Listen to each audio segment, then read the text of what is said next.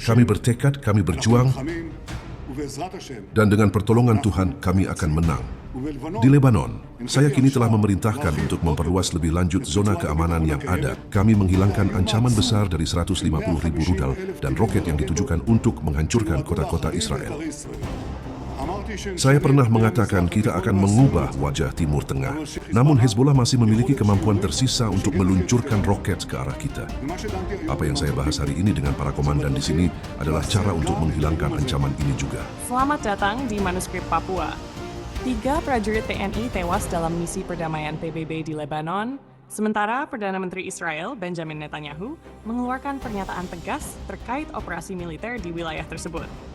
Dalam perkembangan terbaru, 3 prajurit TNI dilaporkan gugur saat menjalankan tugas sebagai bagian dari misi perdamaian PBB di Lebanon, yaitu United Nations Interim Force in Lebanon atau UNIFIL.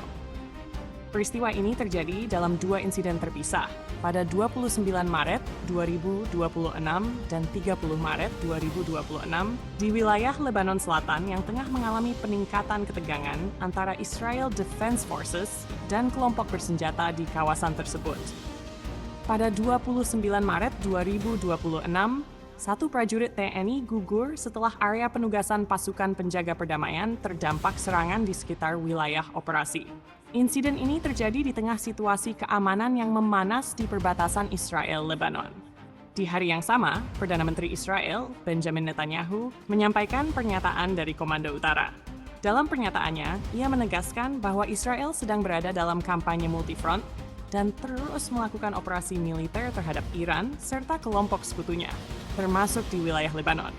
Ia juga menyebut bahwa Israel berupaya memperluas zona keamanan di Lebanon Selatan untuk mencegah ancaman terhadap wilayahnya, serta menegaskan bahwa operasi militer dilakukan secara aktif dan berkelanjutan.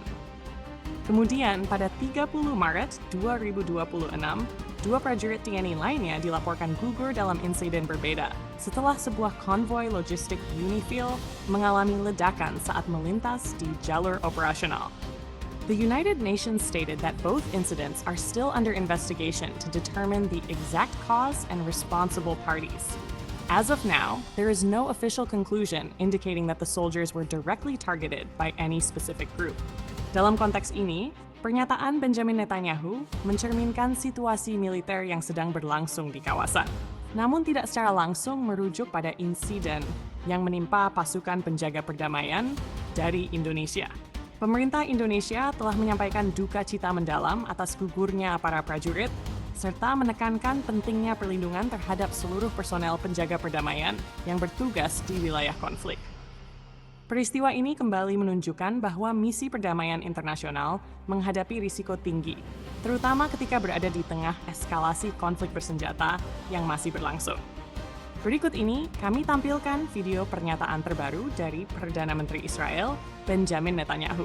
Pernyataan tersebut disampaikan dalam bahasa Ibrani, dan tim dari kanal YouTube Manuskrip Papua telah melakukan dubbing audio ke bahasa Indonesia agar mudah dipahami oleh masyarakat Indonesia secara umum. Manuskrip Papua.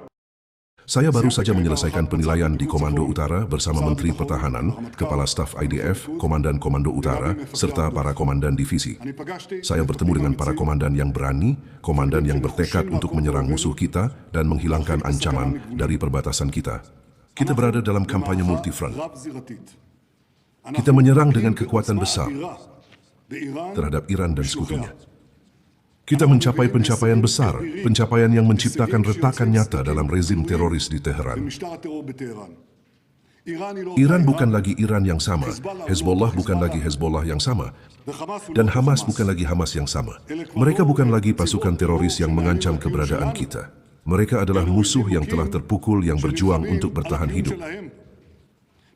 Alih-alih mereka mengejutkan kita, justru kita yang mengejutkan mereka. Kitalah yang mengambil tindakan, kitalah yang menyerang, kitalah yang mengambil inisiatif, dan kita berada jauh di dalam wilayah mereka. Saya pernah mengatakan kita akan mengubah wajah Timur Tengah, dan kita telah melakukannya. Namun kita juga telah mengubah konsep keamanan kita. Kita memulai, kita menyerang, dan kita telah menciptakan 3 zona keamanan jauh di dalam wilayah musuh. Di Suriah, dari pegunungan Hermon hingga Yarmuk. Di Gaza, di lebih dari setengah wilayah jalur Gaza. Di Lebanon, saya kini telah memerintahkan untuk memperluas lebih lanjut zona keamanan yang ada guna menggagalkan ancaman invasi dan mendorong serangan rudal anti-tank menjauh dari perbatasan kita. Harus dipahami bahwa Nasrallah membangun kekuatan besar di sini. Ia percaya bahwa dengan kekuatan ini, ia akan menghancurkan kita. Kami telah menyingkirkan Nasrallah, kami telah menyingkirkan ribuan militan Hezbollah, dan yang terpenting, kami menghilangkan ancaman besar dari 150.000 rudal dan roket yang ditujukan untuk menghancurkan kota-kota Israel. Namun Hezbollah masih memiliki kemampuan tersisa untuk meluncurkan roket ke arah kita. Apa yang saya bahas hari ini dengan para komandan di sini adalah cara untuk menghilangkan ancaman ini juga. Warga Israel yang saya hormati, jelas saya tidak dapat membagikan diskusi ini kepada Anda. Namun saya dapat mengatakan bahwa kami bertekad untuk secara mendasar mengubah situasi di wilayah utara. Pesan untuk warga di wilayah utara. Saya menyadari kesulitan besar yang Anda alami. Saya telah menginstruksikan kementerian pemerintah untuk membantu Anda secara maksimal. Saya meminta kepada Anda, sebagaimana saya meminta kepada seluruh warga Israel, tetap bersabar, tetap teguh. Dari sini saya menyampaikan, atas nama Anda, belasungkawa kepada keluarga para pahlawan kita yang gugur dalam perjuangan demi keberadaan kita. Saya ingin menyampaikan penghargaan dari saya dan seluruh bangsa kepada para prajurit IDF, terutama kepada para reservis dan keluarga mereka, yang telah berdiri di garis depan dan di dalam negeri selama lebih dari 2 tahun.